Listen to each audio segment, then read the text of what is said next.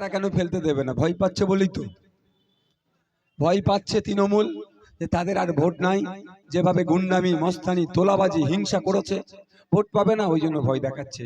তবে ওই ভয়ে আইএসএফ ভয় পায় না, ওই ভয়ে আইএসএফ গুটিয়ে যাবে না। আইএসএফ সমাজ ব্যবস্থা পরিবর্তনের লড়াই এসেছে, সমাজ ব্যবস্থা পরিবর্তন করবে। হিংসা করলে গণতান্ত্রিক প্রক্রিয়ায় তার জবাব দেওয়া হবে।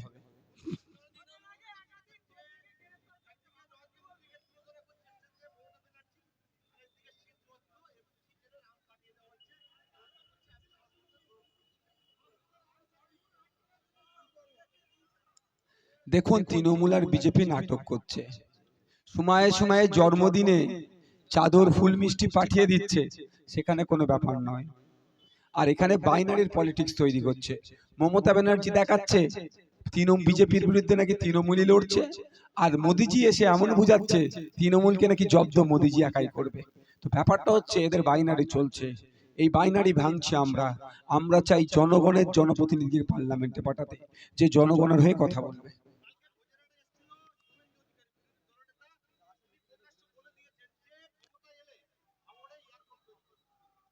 দেখুন, আমি আবারও বলছি, ভাঙড়ের মানুষের বিনা মানে আপনার কি বলে এদের ইচ্ছার বাইরে গিয়ে ভাঙড় থেকে এক কোদাল মাটি তুলতে দেব না এয়ারপোর্টের জন্য, আর এক কোদাল মাটি ফেলতে দেবো না এয়ারপোর্টের জন্য। ভাঙড়ের মানুষ যদি চায় এয়ারপোর্ট কেন, এখানে যদি মেট্রো চাই, তার জন্য লড়াই হবে। অলরেডি তো ভাঙড়ে ট্রেন লাইন ছিল ঘটপুকুরতে হওয়ার কথা। শুভেন্দু অধিকারীকে বলুন, 10 বছরের সরকার আপনারা চালাচ্ছেন, ভাঙড়ে তো রেলের মানচিত্র ঘটপুকুরতে আসার কথা। অলরেডি তো সেই মানে ডেমো লাইন ফেলা আছে, এখনো করছে না কেন? দরকার এখানে ট্রেন লাইন, উনি আমাকে হেলিকপ্টারে ফ্লাইট চড়ার স্বপ্ন দেখাচ্ছে, আমাদের দরকার নেই। ওনাকে বলবেন যে যে যে জায়গাগুলো অলরেডি আছে, মালদা এয়ারপোর্টের জন্য জায়গা নিয়ে আছে, অন্ডাল এয়ারপোর্ট আছে, বাঁকুড়াতে আছে, ওই জায়গাগুলোকে ঠিক করতে। ভাঙড়ের দিকে তাকাতে মানা করবেন। এখানে তাকালে চাষি ভুষি মানুষকে নিয়ে এমন আন্দোলন গড়ে তুলব না, বাংলা ছাড়া হয়ে যাবে বিজেপি।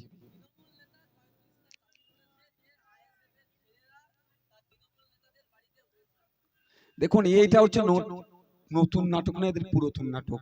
এরা বোমাবাজি করবে, আর আইএসএফ এর ছেলেরা থানাকে ফোন করলে, ওয়েস্ট বেঙ্গল পুলিশ যখন ছিল তখন থেকে ঘটনাটা, যখন থানাকে ফোন করবে, থানা এসে কি করবে, আমাদের ছেলেদের নামে মিথ্যা মামলা দেবে। এরা বোমাবাজি করছে। কদিন আগে যেখানে বোম বাঁধছিল, তৈরি করছিল, যেখানে সেখানে আমাদের ছেলেরা বারবার থানাকে ফোন করেছে, যাচ্ছি দেখছি যাচ্ছি দেখছি করে করে, তারা এখন আসলো না। তো খায়রুল ইসলাম সাহেবকে বলবেন, আপনার গুরু এখন তো আপনার আরাবুল সাহেব গুরু ছিল, সেই গুরু জেলের ভাত খাচ্ছে, এখন গুরু ধরেছেন শওকত মোল্লাকে। ওই শওকত মোল্লা এখন সময় চেয়েছে সিবিআই এর ডাকে, যে নেক্সট যেদিন যাবে সেই দিন ওনাকেও পাড়ি বেডিং পত্র গুছিয়ে রাখতে বলবেন।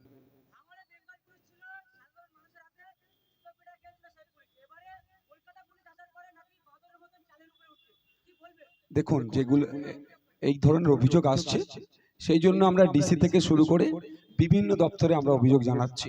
আমরা একটা পুলিশের জন্য সমস্ত পুলিশকে আমরা খারাপ বলতে পারবো না। যে পুলিশ আইন বহির্ভূত কাজ করবে, অন্যায় করবে, তাকে কিন্তু আমরা আইনের মাধ্যমে জব্দ করব।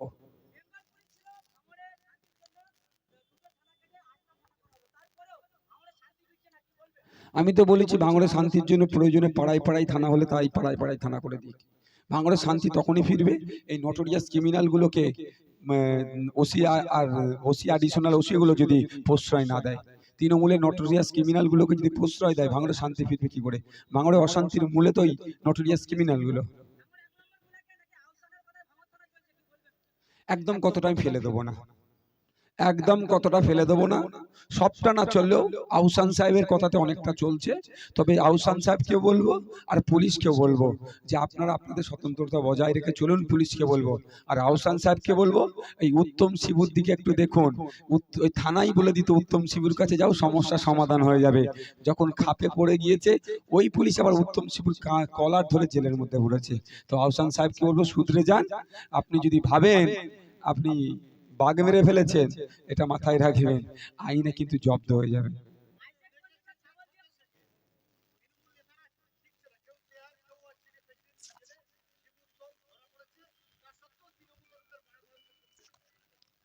দেখুন, সময়ের সাথে সাথে যারা এই ধরনের কাজ করছে, একটা একটা করে উইকেট পড়বে। মানে উইকেট পড়া মানে তারা জেলের ভাত খাবে। দেখুন এতদিন কি ছিল, শওকত মোল্লা সাহেব হই হই করছিল, তার আগে আরাবুল সাহেব হই হই করছিল ভাঙড়ের, আরাবুল সাহেব এখন উইকেট পড়েছে, জেলের ভাত খাচ্ছে। এখন পালা এসছে কার? শওকত মোল্লা সাহেব। শওকত মোল্লা সাহেবের এবার আস্তে আস্তে যাওয়ার পরে এমনি ঠান্ডা হয়ে যাবে, এসব চারানার নেতা এমনি ঠান্ডা হয়ে যাবে। তবে আমি আবারও বলবো, আমি চাই না ভাঙড়ে কোনো রকম ভাবে অশান্তি হোক, চাই শান্তিপূর্ণভাবে ভোট হোক। তার জন্য কলকাতা পুলিশ আছে, তার জন্য সেন্ট্রাল ফোর্স আছে, ইসিআই আছে, তার জন্য জনগণকে ঐক্যবদ্ধ হতে হবে, জনগণকে ঐক্যবদ্ধ হয়ে দায়িত্ব নিয়ে শান্তিপূর্ণ ভোট করাতে হবে। আমি সবসময় শান্তিপূর্ণের পক্ষে থাকি। এবার উত্তপ্ত হচ্ছে, এটাকে ঠান্ডা করার দায়িত্ব হচ্ছে প্রশাসনের আধিকারিকদের। তারা যদি ঠান্ডা না করতে পারে ব্যর্থ হবে, আর ব্যর্থ করে যদি অনৈতিক কাজ করে তাকে আগামী দিনে জবাব দিতে হবে, ছাড় আর হবে না। আর ভুলে যাওয়ারও ছেলে না আমি।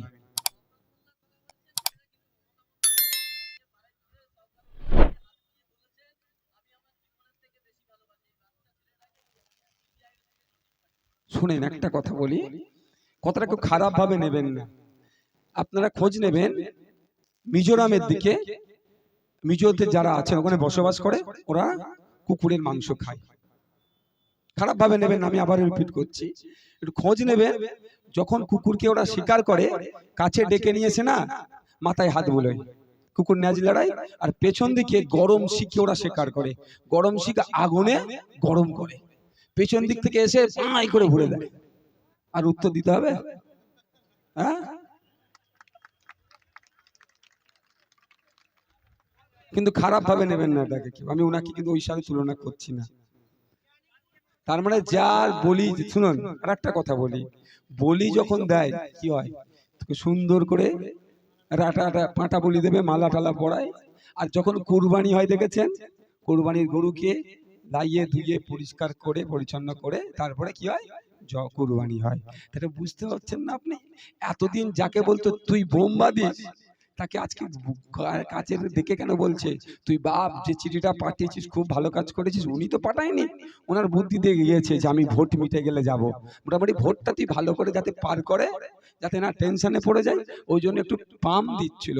ও ভোটের মিটবে কি মিটবে আমি বলতে পারবো না, কিন্তু আগামী দিনে জেলের ভাত খাচ্ছে। আমি আজকে ফুললি কনফিডেন্সের সাথে বলছি, ওই মমতা ব্যানার্জির মাথায় হাত যখন আছে, ও জেলের ভাত খাবেই খাবে। কি বলছিল ভাই?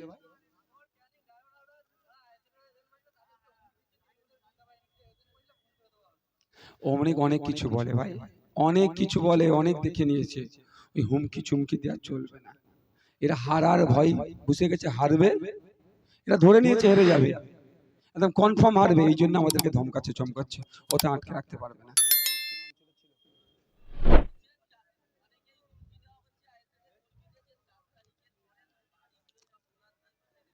4 তারিখের পরে তৃণমূল ভাইগুলো কোথা থাকবে একটু জিজ্ঞাসা করুন।